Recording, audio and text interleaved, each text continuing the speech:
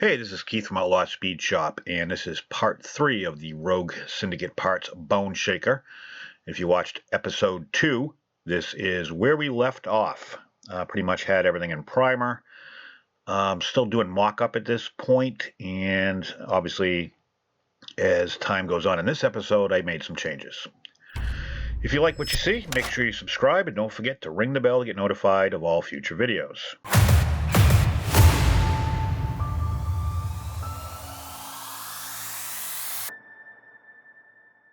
So I started off, if you watch the other ones, assembling the motor and the chassis and kind of fitting everything together. Here I am wasting my time painting the headers I don't use. I painted the chassis black, Citadel black, and then I wanted to do the floor pans in aluminum as well as some miscellaneous little details throughout the actual chassis. Painted the seat with a red insert just to add a little bit of color, because sometimes these things get so monotone you can't really tell a difference. Here I need a gas tank, and nothing I had looked right, so I decided to make one. And this was a little interesting. I had to think about it for a minute, but I have an assorted pack of evergreen styrene, and I have a God, I have no idea what size it is, maybe 3/8 of an inch diameter tubing, and I'm going to use that as my gas tank by pretty much cutting it, trimming it to size, and then what I'm going to end up doing is taking some of my thin pieces of flat stock scrap that I have, as you can see, strewn about my workbench. And I'm pretty much I'm not going to try to cut them in circles. I'm just going to cut them square, and I'm going to put one on each end. Then I'll trim down with a pair of cutters, and I'll do a little bit of filing, but mainly just sanding to keep everything nice and smooth, and to pretty much make a gas tank. And it worked really well. I was kind of surprised that it worked. Sometimes you just have to think outside the box when you don't have something that you need. Here I've already trimmed it, and now I'm just kind of sanding off the rough edges and smoothing everything out the best I can with my big ass hands and little ass part. But it is what it is. But overall, it came out really good. Making pieces isn't my forte. That's why this project's taken me so long, because pretty much everything is, a lot of handmade parts. So I needed a filler cap. So what I did is I just cut a piece of 1/16 styrene tubing, and I'm just going to put that as like a little bit of a filler neck. And then I'm just going to take a piece of brass, I guess it's rod. I think it's 1/32 rod from K&S.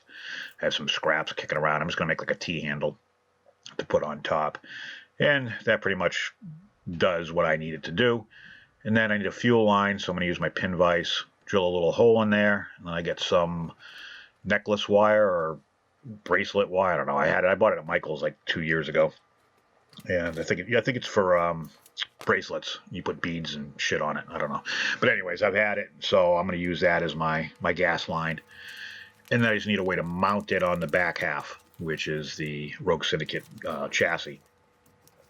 Pretty much from the pumpkin forward up until where I cut it and spliced it. So I have a I-beam. Again, more spare styrene parts that I've had kicking around, but it's an I-beam.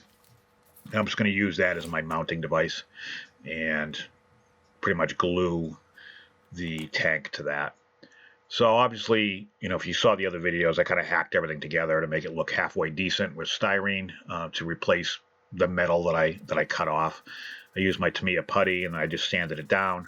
I'm not looking for perfection. The goal of this was to make it something. I did some thinking after the last video what direction I wanted to go with it, and I just decided to go more of a, we pulled the cab out of a junkyard type of thing, and didn't have any fenders, didn't have a grill shell, didn't have a bed, and just threw it on a homemade chassis. So that's kind of where I was going with that.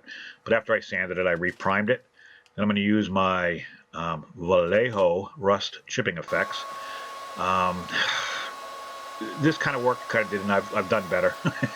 I start dark and work my way light. I should have done light and worked my way dark, but I put it in, and I'm pretty much just going to spray paint the entire body with the darkest color and work my way down from there and mix each color in and kind of splotch it in. Rust doesn't have a specific color, and what's going to be is this is going to be underneath paint that I'm going to chip away to reveal this. So I probably could have gone a little bit more extreme so that the colors were very very different and not so blended. At this scale, it just makes more sense to have more of an obvious color shift, especially when you're going to be chipping away at something and not revealing, you know, maybe, I think I reveal maybe 30% of the actual cab. So in hindsight, you know, next time I'll do it a little bit differently. A lot of times I just experiment when I'm doing a project, which probably isn't the best idea. I should be showing you guys what works, not what doesn't work, but hey, it is what it is. Here you can just see I'm just mixing it all together. This paint works really good. I just hate cleaning it. It's a pain in the neck to clean out of the gun, so I don't use it very often. I've actually used it as a brush on in the past, you know, as a rust wash. Then I take my chipping effects with just a liquid, and I'm just going to put it where I think there would be rust. You know, and you can see in the background, I'm not showing you every single painting step. I painted the engine, I started doing the roll cage, little things like that, but it would be, you'd be bored shitless. So here I'm just putting it on where I think it's going to go. I have a foam staining brush that I use. I just cut little pieces off, and that helps me dab, make it a little splotchy. Then I paint it with my Army Painter green, and then I just add a little bit of water, and I'm using a pick to scrape away what I put on with the chipping medium. It takes a little, maybe 5 minutes. It didn't take that long. Feels like forever. It probably feels longer listening to me talk, watching the video, but it works out really well, and it takes away the paint and leaves what's underneath, which in this case was the rust effect I was going after, even though this kind of looks, I mean, there's some dark spots and light spots, hard to tell on camera, but it's there, but it should have been more extreme. So after I painted the gas tank aluminum, which is the lead belcher from Citadel, I'm going to glue in my fuel line and spray it with my quick set. Then I'll trim it and fit it on there. So here you can kind of see where I'm heading. I ran into a problem. The headers were dumping straight down, and because I have this thing so damn low to the ground, they wouldn't work. So I took them off, and at this stage I haven't figured out what I was going to do, but I'm going to add some Typhus Corrosion / Riser Rust. Typhus Corrosion is a textured paint from Citadel.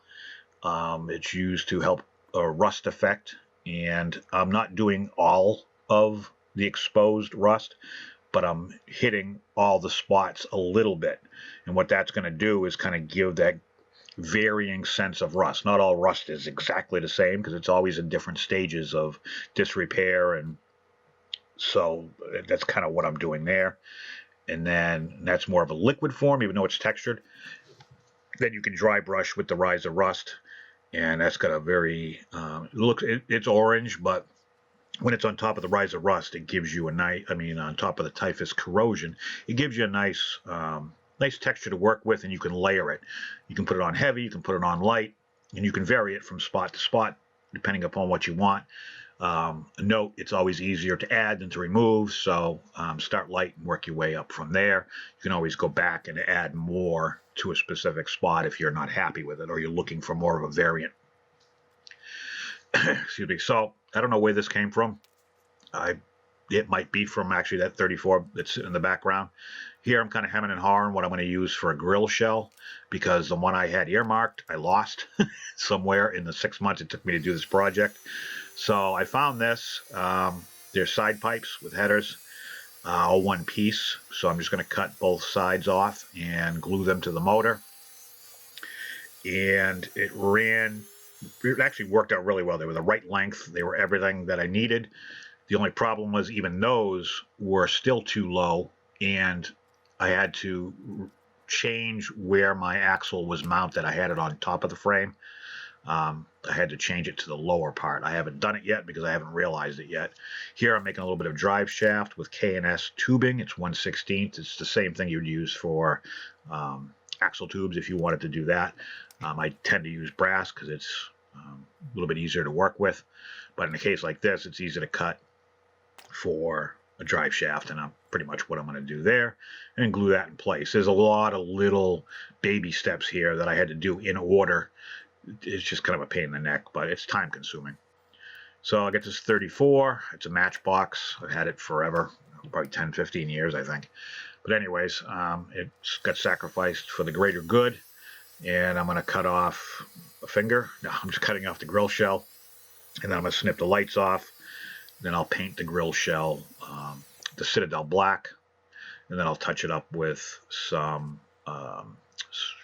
Citadel Warg Flesh or some crazy name like that, and it works out really well. It's pretty close to the color, and it saved me from having to clean my paintbrush again, my airbrush. So that's pretty much going to be that. But you can see out there, I actually moved the axle down. I had no choice. It just was too much of a, it just didn't sit flush at all. So, but overall, this was a long project, and it was only long because I made it take long. There's certain projects you take on that when you start, you don't think you got the skill set to do it, and I kind of took this one on beforehand. So as my skills progressed, I started to do more work on it. Here I'm taking some fire alarm wire that I'm an electrician, so I steal it from work.